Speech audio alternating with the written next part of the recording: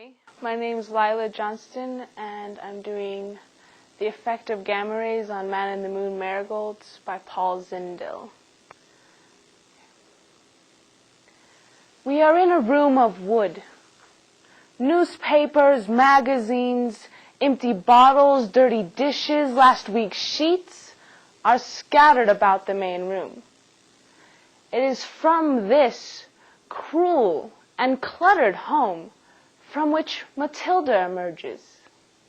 Matilda, a sensitive girl, searching for acceptance in the world of science, searching for acceptance, something her mother never gave her. The Effect of Gamma Rays on Man in the Moon Marigolds by Paul Zindel. He told me to look at my hand, for part of it came from a star that exploded too long ago to imagine. And this part of me came from a tongue of fire that screamed across the heavens until there was our sun. And this part of me, this tiny part of me, was on the sun when it itself exploded and whirled in a great storm until the planets came to be. And he said this thing was so small. This part of me was so small it could not be seen. But it was there from the beginning of the world. And he called this thing an atom. And when he wrote the word, I fell in love with it. Well, some days she just doesn't feel like going to school. Well, you just said how bright she is. Well, don't you worry about Matilda, Mr. Goodman. There'll be some place for her in this world. Well, it's been a pleasure speaking with you. Do call again, Mr. Goodman. I'm sure. Goodbye. Matilda! That was not very nice of you to tell them I was forcibly detaining you from school. That school of yours is 40 years behind the times anyways. And believe you me, you learn more around here than that ugly Mr. Goodman can teach you. I mean, what do you tell them when they want to know why you stay home once in a while? I tell them I'm sick. Oh, you're sick, all right. The exact nature of the illness is not yet fully realized. But any daughter who returning her own mother has got to be suffering from something very peculiar indeed. Mother, can I go to school today? Oh, you'll get some schooling. But Mr. Goodman, he's doing an experiment. Why, he looks the type that would do his experimenting after sundown. But it's on radioactivity. On radioactivity. Why, that is all that high school needs. But, Mom, he's going to bring in a cloud chamber. Why, what an outstanding event.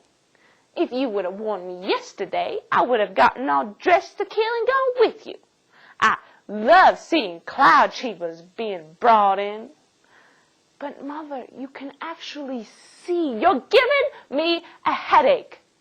I've got a good number of exciting duties for you to perform, and besides, not the least of which is rabbit droppings. Oh, Mother, I'll do it after school. If we wait a minute longer, this house is going to ferment. I found rabbit droppings in my bedroom even. There's a rustling at the curtains. Two thin and wrinkled hands push the curtains apart slowly, and the ancient face of Nanny appears. Nanny, one of a long line of aged souls that has been placed in Beatrice's care. She is utterly wrinkled and dried. Time has left her with a whisper of a smile, a smile from a soul that is half departed. If one looks closely, great cataracts can be seen on each eye, and it is certain that anything that pervades her soundless prison is mere shadows. She pervades the room with age. Well, look who's here. It's Nanny.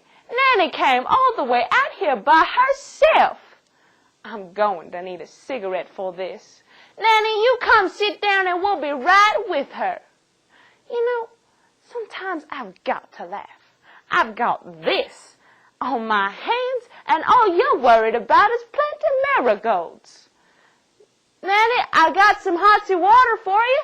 Will that make Nanny happy? I've never seen it to fail. Every time I decide to have a cup of coffee, I see that face at the curtains. Why, I wonder what she'd do if I poured this hot water right on her head. I bet she wouldn't even notice it. Nanny's going to get just what she needs. You know, if I was young and someone told me I would end up feeding honey to a zombie, I'd tell them they were crazy. I mean, you should have seen her daughter bring her in last week. She came in pretending she was Miss Career Woman of the Year. She said she was in real estate, and such a busy little woman.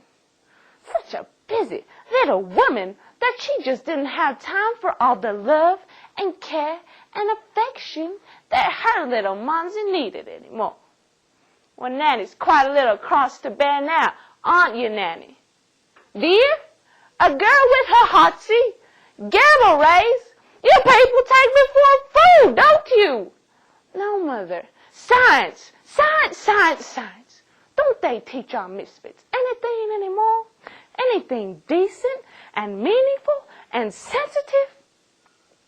Do you know what I'd be now if it wasn't for this whole mud pool I got sucked into? I'd probably be a dancer. Miss Betty Frank, the name and lights, somewhere. I mean, 1 minute I'm the best dancer in school, smart as a whip, head of the whole crowd, and the next, I used to wonder why they always said, why, just yesterday, Before I knew what happened, I lost my dancing legs and got varicose legs. Beautiful varicose legs.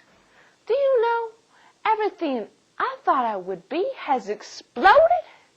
Nanny, hurry up with that honey! Exploded! You know, I almost forgot everything that I was supposed to be. Nanny's almost finished. Isn't that wonderful? She's almost finished, all right. Nanny's daughter's coming to see you soon. Will that make Nanny happy? The day Miss Career Woman of the Year walks in, I think I'll drop dead. Nobody's too busy for anything they want to do. Don't you tell me. What kind of idiot do you people take me for? Oh, Jesus Christ, Nanny, you're spilling your hotsy. Matilda. Yes, Mother. I hate the world. Do you know that? Yes, Mama. I hate the world. But Matilda does not hate the world. For Matilda, there is still a chance for wonder and wonderful things. My experiment has shown some of the strange effects radiation can produce, and how dangerous it is if it's not handled correctly.